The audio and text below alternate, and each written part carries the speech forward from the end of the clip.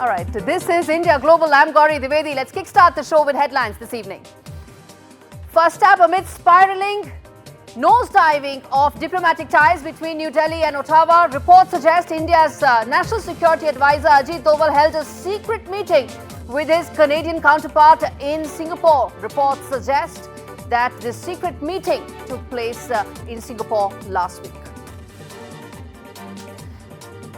External Affairs Minister Dr. Jaishankar arrives to red carpet welcome in Islamabad for the SCO meeting. The trip marks first visit by Indian Foreign Minister to Pakistan in 9 years. We tell you what can we expect.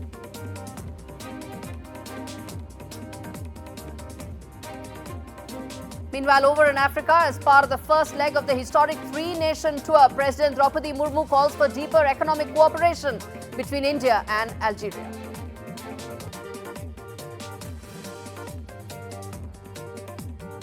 Sri Lanka's newly appointed President Anurakkumara Dissanayake is set to visit New Delhi following crucial November 14 parliamentary polls in the island nation.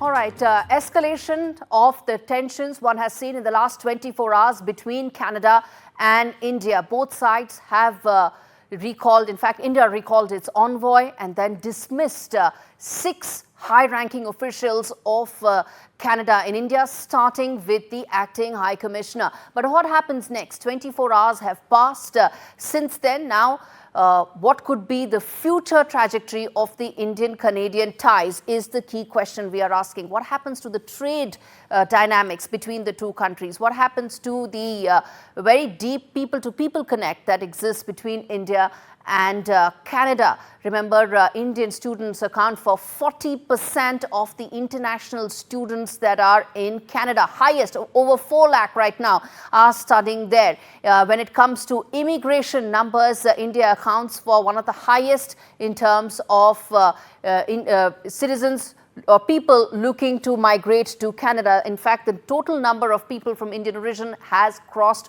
1 million in Canada. Such deep ties exist on a people-to-people basis, but in the wake of very significant, deep nosediving of relations that started with Canada, what lies ahead is our big question on India Global. We're going to put 4 key questions, but let's also get in our experts this evening to talk more about what can we expect in terms of the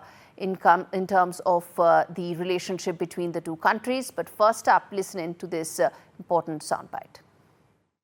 Canada fully respects the sovereignty and territorial integrity of India.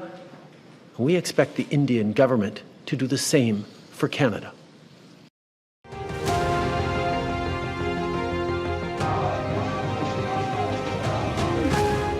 Despite the raging diplomatic fallout between New Delhi and Ottawa, priority partner India is Canada's 10th largest trading associate.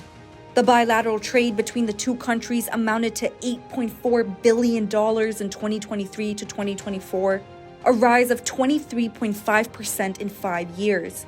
Notably, India's imports from Canada stood at $4.6 billion, while exports to Canada were pegged at $3.8 billion. More than 600 Canadian companies have established a presence in India. This, as more than 1,000 companies are actively pursuing business opportunities in the Indian market. India is also the second most popular destination for Canadian pension fund investments after Australia, commanding 25% of investment flow. Accounting for a nearly 1.8 million strong diaspora, coupled with 1 million non-resident Indians, Canada also hosts one of the biggest Indian diaspora in the world. It accounts for more than 3% of its population. Not only this, India is also the largest source country of foreign students for Ottawa. An estimated 427,000 Indian students are studying in Canada. As per Canadian government's 2022 figures, Indian students made the most significant contribution to its economy among international students. These are some of the statistics that underline India's importance in Canada's economy. However, Canada's unabashed support to Khalistani terrorists has repeatedly caused rifts between New Delhi and Ottawa.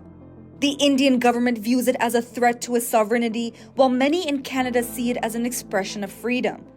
As the world watches on, only time will tell if the diplomatic fallout between the countries has far-reaching consequences on trade relations, and more importantly, the nearly 3 million strong Indian diaspora in Canada. With Arjun Samar Mahendran, Samya Afsar for NDTV World.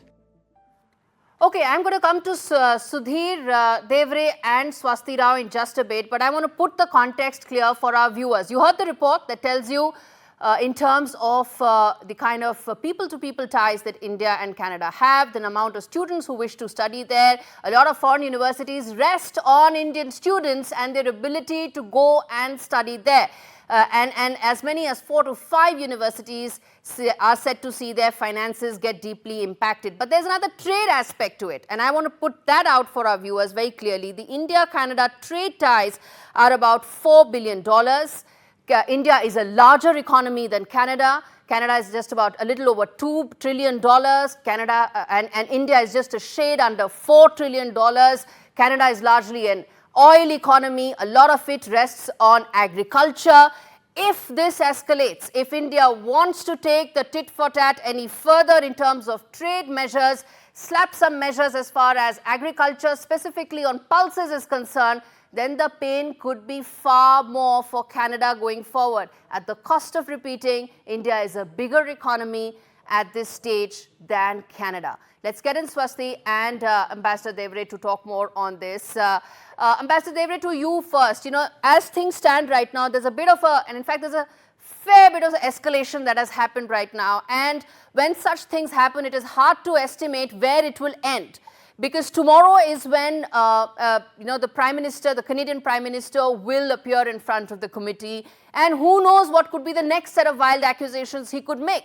In the backdrop of that, how do you see the trade, the aspect about people-to-people connect, all that being impacted in the backdrop of how the Canadian political landscape is shaping? Well, Canada has really brought this upon themselves through their preposterous imputations, most wild and irresponsible accusations since last year. When the Prime Minister spoke in the Canadian Parliament last year, accusing India of involvement, Indian agents' involvement in the Nijjar case. So, and the latest one being calling Indian High Commissioner and the Indian officials there as persons of interest. I think Canada has really crossed the limit, and therefore India had to act tough. India has accordingly asked its own High Commissioner and officers to be withdrawn for security reasons because they are under threat there in Canada, and also asked the Canadian diplomats to leave. So the situation at the moment is one of very low between India and Canada. And as your earlier report showed, there is such an extensive relationship between Canada and India. There are two democracies, two otherwise very friendly countries, large diaspora, Indian students in large numbers. So there are the whole area between India and Canada has been, all these years, has been marked by a certain understanding and friendship. Now, all this has been somehow, through the actions of the Prime Minister Trudeau, really been reduced to virtually nil. And I think we'll have to now really think in terms of how to restore the situation. But let us first see how Canada itself responds to it. I'm going to come back to you. Sir, I'm going to come back. Let's make opening comments. I'm going to come back to you. Swasti, quickly, a lot is being said in terms of the fact that there may not be cascading impact of what is happening right now diplomatically. How do you assess the situation? Yeah, so thank you, Gauri, for that question, and it's great to be on your show. So the first thing is that yes, there is no doubt about the fact that Justin Trudeau has, proved to be a repeat offender of sorts. I think it's very, very clear. We've been discussing it again and again that the sheer high-handedness in his manner, of implicating all these, things and also putting these allegations are something which has gone down very, very badly, and that is the reason for why what is happening. The allegations he says are not really put out on the table, and this, just so much of a hodgepodge. Okay, for lack of a better term. Now, I think a more relevant question to ask is that what comes next? And I think here, I was very happy that you did this little report on how important are India-Canada trade ties. Let's not forget that I think one of the great achievements of the Modi government has also been to open up India's FDI, to a lot of players. And in that, we have seen a steady increase in Canada's investments in India. Also, in the pension fund scenario, we have seen that Canadians have been investing a lot in India. So that's one part. The other is also a geostrategic part, which is coming from the Canadian Indo-Pacific strategy, which was released in November of 2022. So I think Trudeau, of course, is part of this Trudeau drama that we see unfolding is also because of the kind of frustration that he is incurring back home as his own domestic politics is running into trouble. I mean, just look at, we've been mentioning how, for example, the by-elections in Montreal and Toronto, we saw his party doing not well. We all know the Khalistani point, that he's in this coalition with this Khalistani party, and why is he playing, to the tunes of the Khalistani. So we all know that. But what is more important is that even the Canadians, only 33% of them actually approve of Trudeau's prime ministership. 67% don't. And this is something which is very, very recent. This is like September of this year. So what I'm trying to say is that Canadians themselves are not happy with Trudeau. I think we should try to find out a diplomatic solution to this, because this is not just Let me ask this to the ambassador on the panel, Swasti, which is that what can be the kind of diplomatic solutions one can look for in a situation that is fluid and in a situation where Justin Trudeau, for all you know, is willing to risk the ties even further for the sake of political survival? Well, there will be elections in Canada next year, though in October 2025, so still time.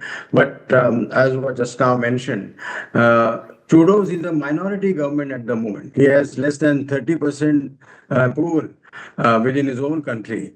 Even before October election, there are parties and people asking for his resignation. So I think whether the people of Canada would accept a situation of this kind with a country like India, I think that needs to be seen. The community in Canada, including the large Sikh community, are peaceful.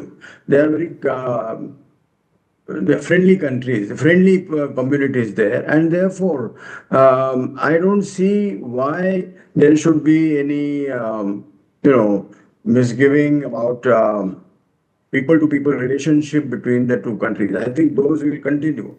Now, as regards the trade, well, trade is growing now. There are more investments. There are some 500 Canadian companies in India.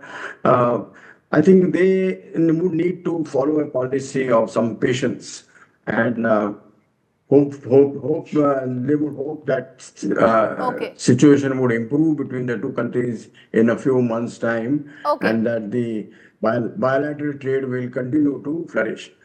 As regards students are concerned, I feel very bad for them, because I think it's the issuance of visas in the short term that will be impacted, and that will have an impact on the students as well, given the fact that the fall semester is set to begin. So that I do feel there will be an impact. Completely out of time. Thank you so much, both of you. I have a feeling I'm going to keep coming back on this story. As we slip into a break, let me just tell our viewers that India runs a trade deficit against Canada, and I for one believe that trade deficit gives leverage like none other, and I think that's a leverage that would probably come handy if things continue to go southward from here. On that note, we slip into a break. We come back on the other side, talk more about SCO. Dr. Jaishankar is now in Islamabad. What can possibly happen in the next 24 hours till he's there? We are now focusing on the India-Pakistan relationship in the backdrop of the SCO meeting. Dr. Jaishankar has arrived in Islamabad for the 23rd SCO meeting. Pakistan visit by Dr. Jaishankar is the first for an Indian foreign minister in 9 years. This comes at a time when there is heavy lockdown in Islamabad. Over 10,000 security personnel have been deployed and there is a shadow of terror attacks that have taken place in Pakistan that also is now playing a role as far as the SCO meeting is concerned. Terrorism could be one of the key issues that may be discussed at this meeting. What all could be the other aspects and what could be on the agenda? Take a look at this report. Amid strained ties, India's External Affairs Minister Dr. S. Jaishankar is in Islamabad for the SCO Summit, a first in 9 years. Sushma Swaraj was the last Indian foreign minister to visit Pakistan in 2015 for the 5th Heart of Asia Conference on Afghanistan. But a lot has changed since then, with talks frozen and no room for bilateral discussions. Do want to say it will be for a multilateral event. I mean, I'm not going there to discuss India-Pakistan relations. I'm going there to be a good member of the SCO, but, you know, since I'm a courteous and civil person, I will behave myself accordingly. Despite rejecting any one-on-one engagement with Pakistan, Jaishankar's under 24-hour visit underlines New Delhi's commitment to the SCO grouping and its importance in not only Eurasian but global geopolitics. Originally known as the Shanghai Five, the group now has 10 member states and 2 observer states. SCO is the world's largest regional organization in terms of geographic scope and population. It covers about 80% of Eurasia's landmass. The SCO accounts for 42% of the world's population. The grouping also makes up 32% of the global GDP. This year's summit, which is the 23rd edition, will focus on regional security and counter-terrorism efforts, enhancing connectivity networks for trade and investment, fostering economic cooperation, and addressing climate change concerns.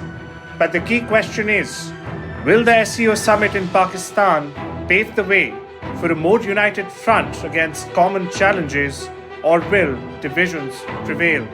The answers will unfold in the coming days as global leaders converge to shape the future of their nations. Arjun Samar Mahendran for NDTV World.